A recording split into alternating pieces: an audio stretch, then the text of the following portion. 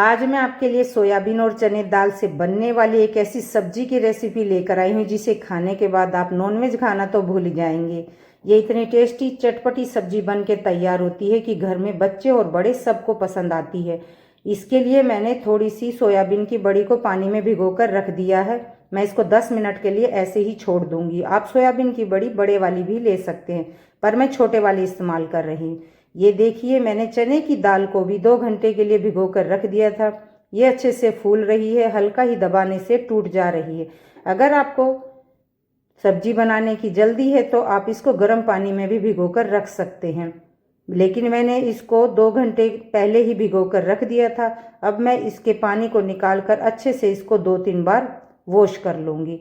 चलिए अब मैं सब्जी को बनाने की तैयारी करती हूँ। उसके लिए मैंने एक मिक्सी जार ले लिया है और उसमें मैंने 3 बड़े टमाटर को छोटे टुकड़ों में कट कर लिया है।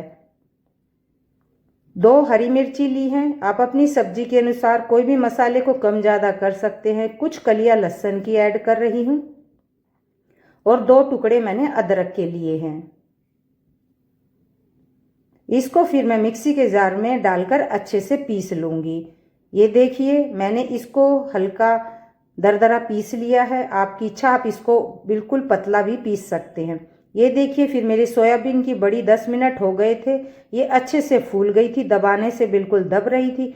अब मैं इसको 2-3 बार पानी से वॉश कर लूँगी और इसको अच्छे से निचोड़ कर एक बर्तन में निकाल लूँगी। ये देखिए, ऐसे ही मेरे तरीके से आप हर स्टेप को फॉलो करना, आपकी सब्जी ऐसे ही बनकर तैयार होगी। इसका सारा एक्स्ट्रा पानी निचोड़ लूँगी बिल्कुल अच्छे तरीके से।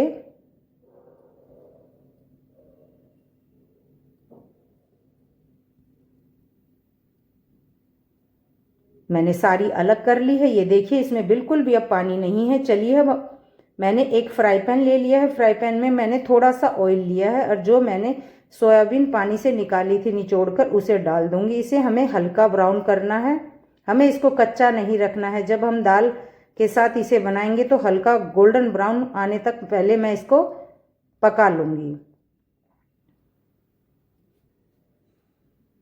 जब इस सोयाबीन का हल्का कलर चेंज हो जाएगा बस तब तक पकाऊंगी। इस तरीके से आप करेंगे तो आपकी सब्जी बहुत ही टेस्टी और यम्मी बनेगी।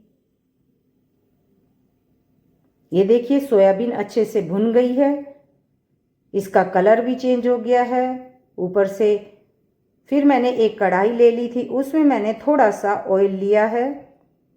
आप जो भी ऑयल खाना पसंद करते हैं उसे ही आप ले सकते हैं। थोड़ा सा मैंने तेज पत्ता, 4 इलायची, 2 बड़ी सूखी लाल मिर्च और थोड़ा जीरा ऐड कर दिया है। उसको मैं हल्का ऑयल में डालकर चटका लूँगी।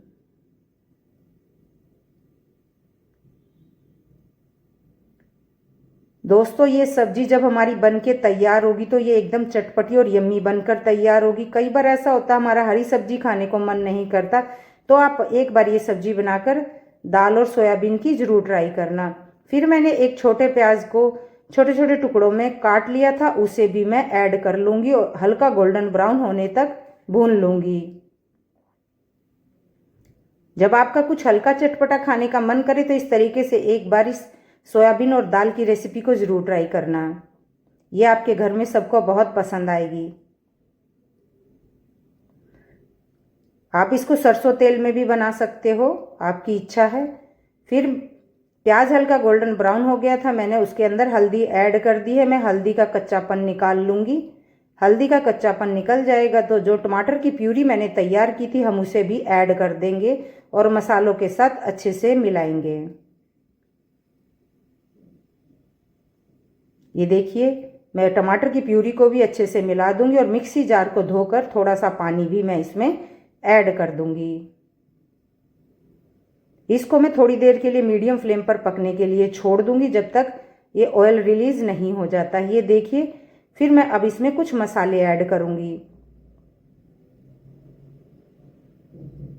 थोड़ा सा मैंने रेड चिली पाउडर ऐड किया है, थोड़ा धनिया पाउडर, थोड़ा सा गरम मसाला।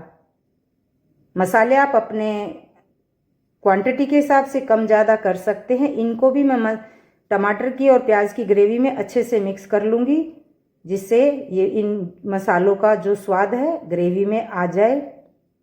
ये इतनी चटपटी सब्जी बनती है कि आप 2 की जगह 4 रोटी बहुत ही आराम से खा जाएंगे। इस सब्जी को आप नॉर्मल चावल के साथ भी खा सकते हैं। थोड़ा सा स्वाद अनुसार मैं नमक ऐड कर दूंगी। इसको नमक को डालकर भी मैं थोड़ी देर के लिए इसको भून लूंगी। हमारे जो ग्रेवी है ऑलमोस्ट बनके हो गई है तैयार। जो मैंने दाल को पानी से धोकर रख लिया था, अब मैं उसे ऐड कर दूंगी।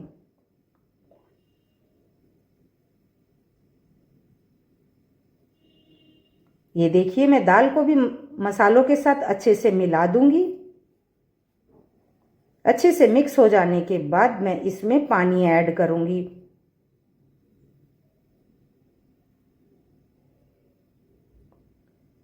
आप पानी की मात्रा कम ज़्यादा कर सकते हैं, पर मैं इसको हल्का ग्रेवी की बनाऊंगी। सब जगह अलग अलग पसंद किया जाता है, कोई इसको हल्का ग्रेवी की बनाता है और कोई बिल्कुल सूखी बनाता है, पर मैं इसको हल्का ग्रेवी की बनाऊंगी।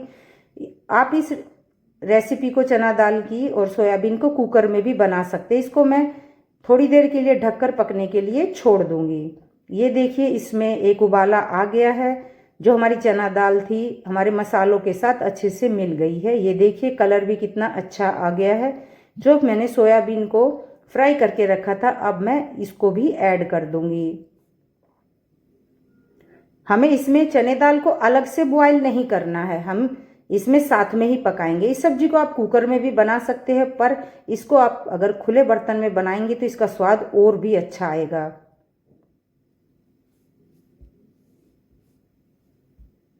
ये देखिए, मैंने सोयाबीन को ऐड कर दिया है। इसको भी मैं ढककर थोड़ी देर के लिए पकने के लिए छोड़ दूंगी, जिससे हमारी मसालों में सोयाबीन और दाल अच्छे से मिक्स हो जाए। ये देखिए, 2 मिनट के लिए पकने के लिए छोड़ दिया था। ऑलमोस्ट हमारी सब्जी बनकर होने वाली है तैयार। लेकिन अभी थोड़ा सा मैंने चने दाल को चेक किया था, वो थोड़ी टाइट लग रही थी, तो मैं इसको 2 मिनट के लिए और पकाऊंगी। अभी